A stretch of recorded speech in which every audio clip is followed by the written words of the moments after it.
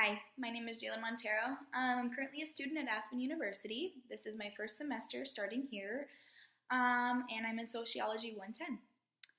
For the third week, better known as Module 3, we start out by discussing social and formal organizations, groups and relationships, primary and secondary, group dynamics, leaderships, and how they all coincide with one another.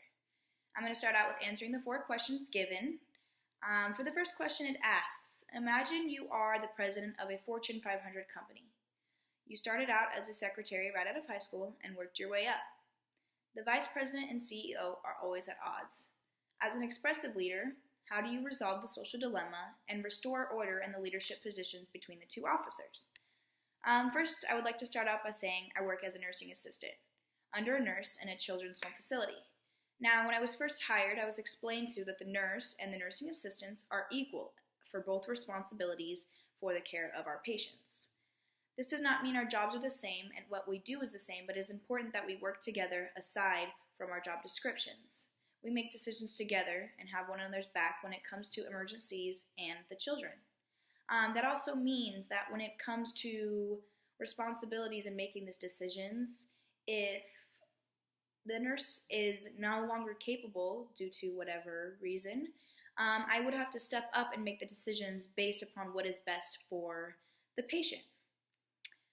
Even as a nursing assistant, I am given great responsibility when it comes to my jobs and the decisions I make regarding the care. Like most companies and corporations, there is a manager, a CEO, and president that makes the decisions, also that are higher above me. If I was the president of a Fortune 500 company and noticed an ongoing conflict between my vice president and CEO, I would have to find ways for my 2 officers to be able to share one another's interests and ideas in order to come to an agreement. It's very important for the vice president and CEO of such a big corporation to feel heard and listened to. Because companies like this have such a hard time coming to an agreement, this is when bureaucracy does come into play. Now, bureaucracy is organized into a hierarchy of one's authorities. Therefore, a CEO, a president, and a vice president. A president has more authority over the vice president. It also means that officials are accountable to their superiors when it comes to deciding actions and decisions in addition to their own. As an expressive leader, it is important for me to make sure we solve the problems going on between the two. A social dilemma involves a situation in which 2 or more are faced with conflict that includes maximizing, company's welfare and their interests.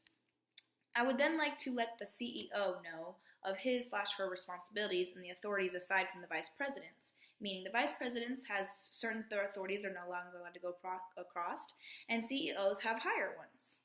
It is important that we resolve the social dilemma of a company or it cannot work smoothly, meaning if I cannot get along with my vice president, we're going to come into a lot of head collisions when it comes to decisions and feeling heard, and that goes for the vice president and the coworkers, and trickles down, the jobs.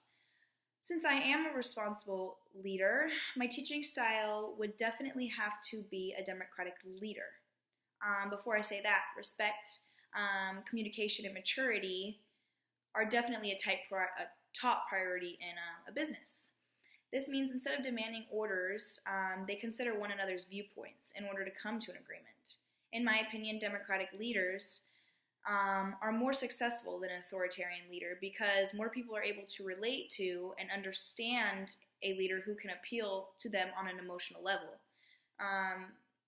Meaning, if I do not feel I'm able to go to my manager about certain things, if I'm not being able to talk to you and feel comfortable, most situations that I come across are not going to be able to be fixed, and I'm not able to be learning things that I should be in such a matter.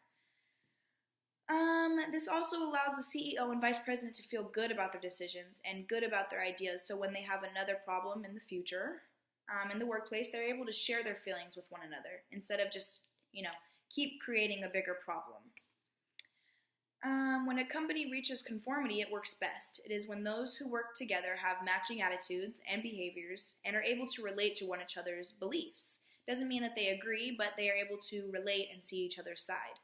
Because I am an authoritarian leader and able to have a neutral stance between my CEO and vice president, they will learn to communicate and listen to understand both of their ideas without having any serious conflict. Thank you.